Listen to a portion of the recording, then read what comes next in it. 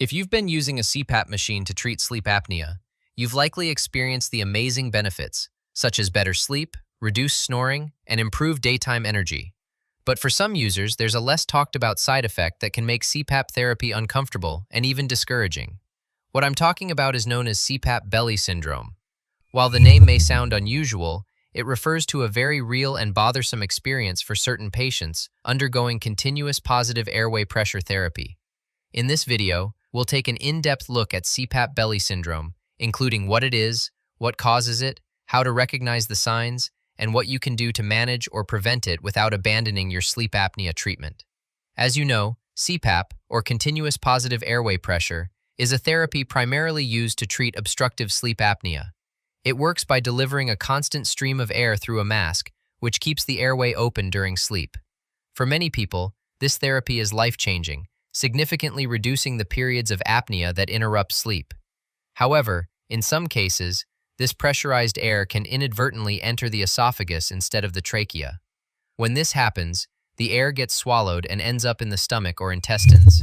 This phenomenon is known as aerophagia, and when it occurs frequently or in large amounts, it leads to what's referred to as CPAP belly syndrome. The swallowed air can accumulate in the gastrointestinal tract and cause a range of uncomfortable symptoms. These may include bloating, a feeling of fullness, abdominal pain or cramping, excessive gas, burping, and in some cases, nausea.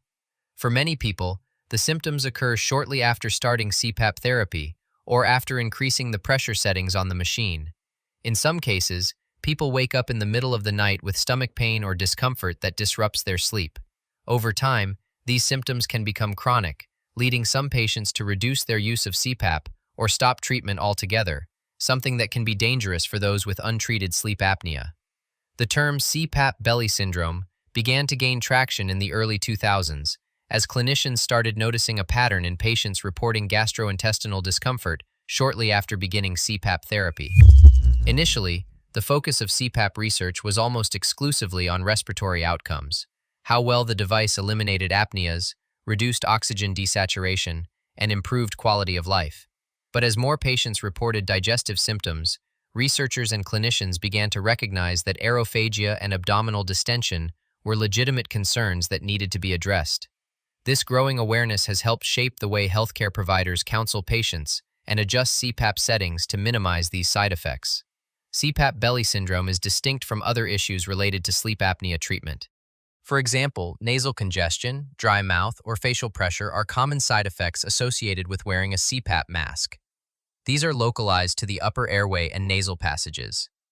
In contrast, CPAP belly syndrome involves the gastrointestinal system, specifically due to air being misdirected into the digestive tract rather than the lungs. It also differs from acid reflux or gastroesophageal reflux disease, which can also occur in people with sleep apnea. Reflux involves the backflow of stomach contents into the esophagus, often accompanied by a burning sensation. CPAP belly syndrome, on the other hand, results from mechanical air trapping, not acid or digestive enzymes. Recognizing this distinction is critical because it influences how the condition is treated. Diagnosing CPAP belly syndrome generally involves a clinical history and physical exam. A sleep specialist or primary care physician will usually ask questions about when the abdominal symptoms started, how they relate to CPAP use, and whether any other changes were made to the therapy. If symptoms are directly tied to CPAP use and tend to worsen after using the machine at night, that's a strong indicator. In some cases, doctors may order abdominal imaging, such as X-rays, to determine whether air has accumulated in the stomach or intestines. They may also assess for other potential causes of abdominal bloating or pain to rule out conditions like irritable bowel syndrome, lactose intolerance, or peptic ulcers. In more advanced cases, CPAP belly syndrome can lead to a reduction in diaphragmatic function. The diaphragm is the primary muscle involved in breathing, and if the abdomen becomes overly distended, it can press upward against the diaphragm, making it harder to take deep breaths. This is particularly problematic for patients who are already struggling with respiratory issues, as it can further compromise their breathing mechanics. Additionally, excessive abdominal pressure may increase the risk of reflux or, in rare cases, aspiration of stomach contents into the lungs. This can cause secondary infections, especially in individuals with weakened immune systems or pre-existing lung conditions. There are several factors that contribute to the development of CPAP belly syndrome. One of the most significant is air pressure settings. Higher pressures are more likely to force air into the esophagus, especially if the upper esophageal sphincter, a muscular valve that separates the esophagus from the pharynx, is weak or relaxed. Pressures above 15 centimeters of water pressure are commonly associated with increased risk of aerophagia. Another contributing factor is mask fit. A poorly fitting mask can cause air leaks, which disrupt normal breathing patterns and make it more likely for the user to swallow air. Some users also develop a habit of mouth breathing, particularly if their nasal passages are congested. This can increase the likelihood of air entering the stomach. Lifestyle factors also play a role. Eating large meals late at night, consuming carbonated beverages, or eating gas-producing foods can increase the amount of air and gas in the stomach. When this is combined with CPAP use, it can lead to more significant bloating and discomfort. Smoking and alcohol consumption may also relax the lower esophageal sphincter, making it easier for air to enter the stomach. Over time, repeated episodes of aerophagia can lead to chronic digestive issues that interfere with sleep quality and adherence to CPAP therapy. Fortunately, there are several strategies that can help reduce the severity of CPAP belly syndrome and make therapy more tolerable. One of the most effective is adjusting the pressure settings on the CPAP machine.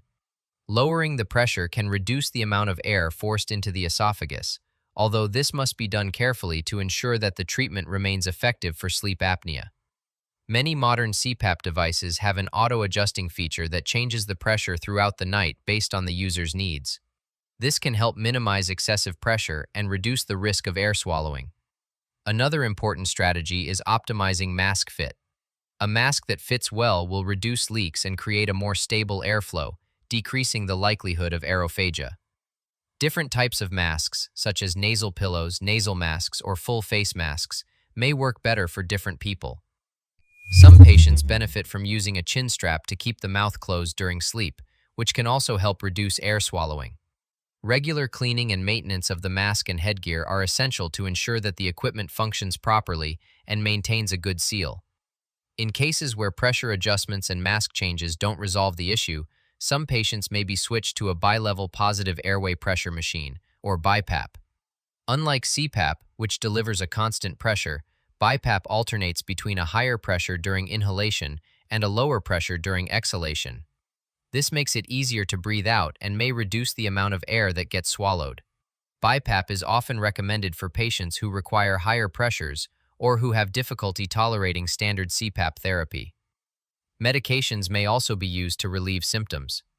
Over-the-counter anti-gas products like simethicone can help break up gas bubbles in the stomach and intestines, reducing bloating and discomfort. In some cases, doctors may prescribe prokinetic agents that help move gas through the digestive tract more efficiently. These medications are generally used in conjunction with other interventions, such as pressure adjustments and dietary changes, to improve overall symptom control. Speaking of diet, making a few key changes can go a long way in managing CPAP belly syndrome. Eating smaller, more frequent meals instead of large ones can reduce abdominal pressure. Avoiding foods known to produce gas, such as beans, cabbage, onions, and carbonated drinks, can also help. Chewing food thoroughly and eating slowly reduces the amount of air swallowed during meals. Additionally, sitting upright for at least 30 minutes after eating helps promote better digestion and reduces the likelihood of bloating during sleep. Self-care techniques such as stress management and physical activity can also contribute to better outcomes. Stress can worsen gastrointestinal symptoms by affecting gut motility and increasing muscle tension. Practices such as deep breathing, meditation, or gentle stretching before bed can help reduce stress and improve digestion. Keeping a symptom diary may also be helpful. By tracking what you eat, how you sleep, and when symptoms occur, you and your healthcare provider can identify patterns and make informed decisions about your treatment plan. It's important to know when to seek professional help. If you experience persistent or worsening symptoms, including severe abdominal pain, significant bloating, nausea, vomiting, or changes in bowel habits, it's time to speak with a healthcare provider. In some cases, further evaluation by a gastroenterologist may be needed to rule out other underlying digestive issues. If CPAP-related aerophagia is suspected but not improving with basic adjustments, a sleep specialist may consider alternative therapies for sleep apnea. In most cases, CPAP belly syndrome can be effectively managed with a combination of therapy adjustments, lifestyle changes, and symptom relief measures. While it may take some trial and error to find the right combination, it's important to remain committed to your treatment. Untreated sleep apnea carries serious risks, including high blood pressure, heart disease, and an increased risk of stroke. That's why it's critical to work with your medical team to find solutions that allow you to continue CPAP therapy comfortably. But as you can see, CPAP belly syndrome is a frustrating but manageable condition that affects a subset of individuals using CPAP therapy for sleep apnea. By understanding the causes, recognizing the symptoms, and exploring treatment options, you can take proactive steps to minimize discomfort and maintain the benefits of your sleep therapy. If you're struggling with bloating, gas, or abdominal discomfort related to CPAP use, don't hesitate to reach out to your healthcare provider. With the right support and a few smart adjustments, you can breathe easier, both at night and throughout your day. If you'd like to support the channel, please consider liking and subscribing. I would greatly appreciate it. And there should be some other helpful videos popping up on your screen right about now that I think you will enjoy. And as a quick reminder, we are not doctors. This video is for informational purposes only. Have a nice day and thanks for watching.